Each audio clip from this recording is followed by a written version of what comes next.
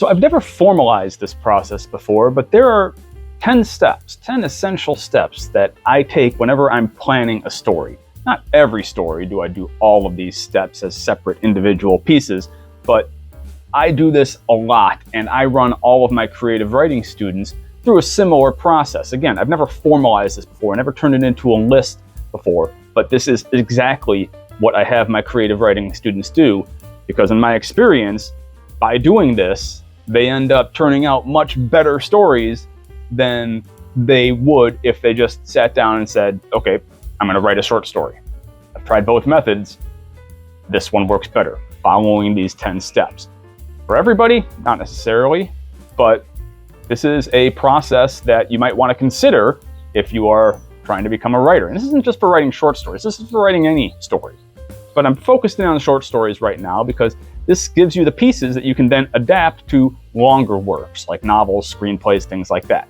Short story writing step number 1, brainstorm. Brainstorm. You gotta come up with ideas first, right? This is that what if moment. You gotta start asking yourself what if at every single place. There's all sorts of ways that you can come up with story ideas. You can think of a character and try to put that character in a situation, or think of a situation, then come up with characters to fit that situation, or think of a world, a setting where a story could take place. Think of something that happened in your own life, or something that happened to somebody you know, or something you've read, something else you've read, something else you've read, ideas that could be combined. What if only, if this goes on, finish those sentence stems. What if this happened? What if that? Brainstorm and come up with your ideas, and don't leave them up here. Write them down. Brainstorm on paper. This is the very first assignment I give my students whenever they're starting a new project. Step number 2 to writing a short story. Refine your concept. I've already done a few videos on this. I do a logline process. I basically have my students take their story ideas and narrow it down to one story idea, and then refine it into a pitch or proposal or logline, where they come up with, they have the main character, the protagonist, they've got the protagonist's desire or goal, and then they've got the conflict, the antagonistic force that the protagonist is going to face off against, and the stakes. What does the protagonist stand to lose? And ideally also a ticking time clock. What is making this a tense situation? If you can refine all of that into your central concept, into a single paragraph or even a single sentence, you are going to have a much stronger base for your story. Step number 3 is to develop your characters. Now, you should have already come up with an idea for your protagonist in the refine your concept stage. If you haven't really done that yet, make sure you get that done now. Make sure you start developing your character. But you don't just need a protagonist, you also need an antagonist. So they may have been mentioned in that refine step, but now you need to develop it. So you need to develop your hero. What do they want? What drives them? What do they need? What's their background? What's their environment like? And what is the central lesson they're going to have to learn over the course of the story? The antagonist, the villain, or whoever it happens to be, whatever antagonistic force is going to be there, make sure you flesh that character out. What is their motivation? What is their driving force? What is their goal? Why are they in a position to stop the protagonist? Why do they want to? And then the other characters that are going to go on around, mentor characters, partners or love interests, friends, allies, foil characters. You pretty much always want at least one foil character. For any extended story, you want at least one foil character for the hero to help amplify that hero's main traits. Luke Skywalker needs his Han Solo. So develop your characters, at least come up with ideas for various characters who can fill your story world. And that leads us to step 4, your settings and your story world.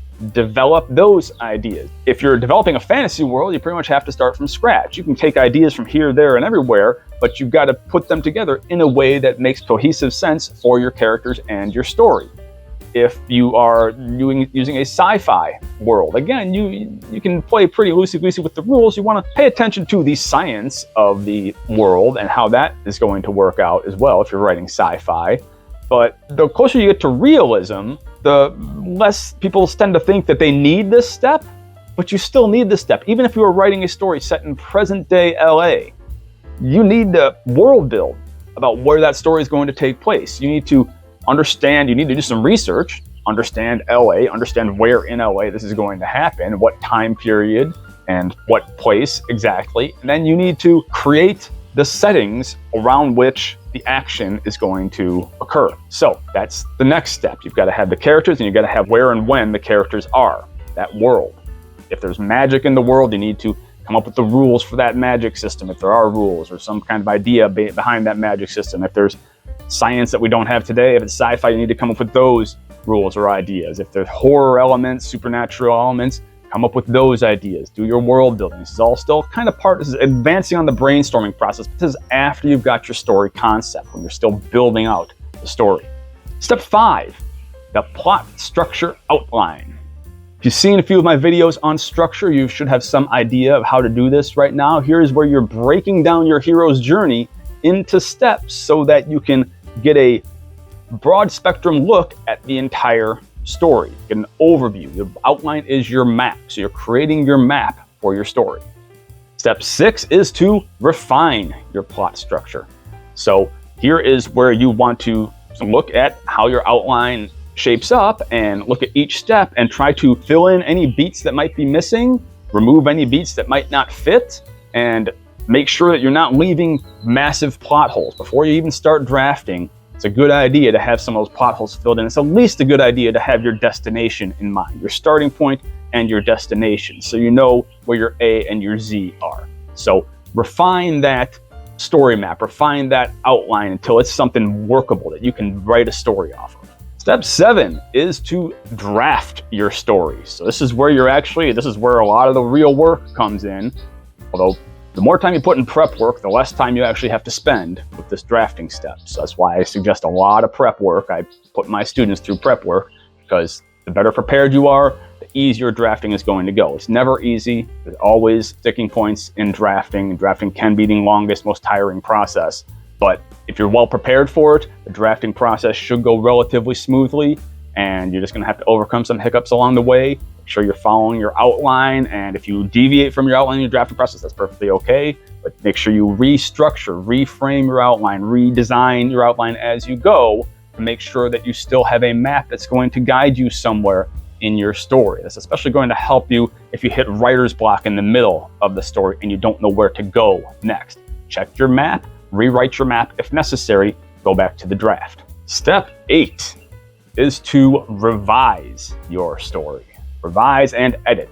So here, you want to do the initial round of edits yourself before you send it off to an external editor, because you don't want to send them your rough, raw copy. Basically, you're just going to be overpaying an editor to find all your basic little mistakes. Get the copy as good as you can possibly get it yourself before you ever send it to an editor. And this means looking at it from a broad spectrum, the big picture view, the developmental edit, where you are looking at story problems. This is, again, I try to get a lot of this fixed in the outline stage, refining your outline, but anything that you missed or anything that you added, anything that you subtracted, anything that you changed in the drafting process, which you're going to do, you're never going to follow your map exactly, then you want to make sure that there aren't plot holes, that you didn't accidentally change character names, things like that. That's, of course, a little closer to the meat of the story, but you want to make sure that all of your story holds cohesively together, that your characters are acting consistently, that they have arcs, that all of your elements of story are working properly. And then your second edit is the line edit. And this is where you want to make sure you get your character names right. This is where you want to make sure that your information is not given inconsistently, that you're not describing something one way in chapter 1 and then a completely different way in chapter 3. If a scene is taking place at nighttime, you don't want to suddenly talk about the sun being out, right? So those are the kind of things you're looking for in your line edit. And then after you've done all that, and after you've made those revisions and made it into a good readable story, then step 9, however you want to put that, 9.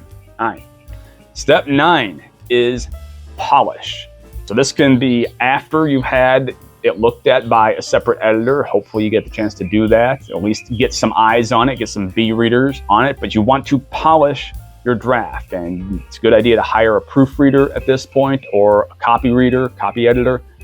But make sure that you do the best you can. You can use software, use Grammarly, use spell check, whatever you can to find any errors there. But you're also going to want to get separate eyes on it. You're going to want to get a proofreader, copy editor on it, because you can't always see your own errors. As a matter of fact, you're going to miss some of your own errors, because even if you're really good at spotting other people's errors, we have blind spots in our own writing. So when you polish things, this is where you're removing all those mistakes, accidental passive voice usage, misplaced modifier constructions, things that grammar checks just aren't going to catch on the computer, that need to be looked at by human eyes. When you use the word solitaire instead of solitary, spell check's not going to catch that because solitaire was spelled correctly, but it's the wrong word, right? So that's the kind of stuff that you want to go through in your polish to make it as clean and as well written and clear as you possibly can. And then step 10, and that is to publish and promote. Now, it's your choice how you want to do this. This is the final step of the process, and you don't necessarily have to want to make money with your story. You don't have to try to sell it. You could just be writing it for yourself, in which case you can just skip step 10. And there's good reasons to do that. Just writing for yourself can help clarify your thinking, help you think more creatively, can just give you an outlet for your energy and give you something to entertain yourself by. Nothing wrong with writing for yourself. But for most of us, we're going to become better writers. We're going to enjoy the process more. We're going to develop our pride in it and really grow as writers by sharing our work. You don't have to publish it. You can share it in any other way that you want to. You can just post it on a blog or send it out to your friends. But this is the step where you put it out to the world. Okay, so you need to pick the lane which you're going to do that. You can traditionally publish, in which case you're going to be doing a lot of research on agents, trying to send out your work to agents or editors, or if it's a short story, as we're talking about here, you're going to be sending it to different publications. So you want to do some research on that, find publications that publish your type of story, and make sure you look at the exact specifications they're looking for. Make sure your story fits those. Make sure you fit the formatting specifications before you send it out. Or if you're going to self-publish, then look through that. You might want to look through Amazon KDP or some of the other self-publishing avenues out there. But in some way or other, you got to get your work out into the world. It's the only way you're going to grow as a writer, and it's what really is the meat of writing. We tell stories not just to entertain ourselves, but to entertain others, to enlighten others, to connect with others and the world around us.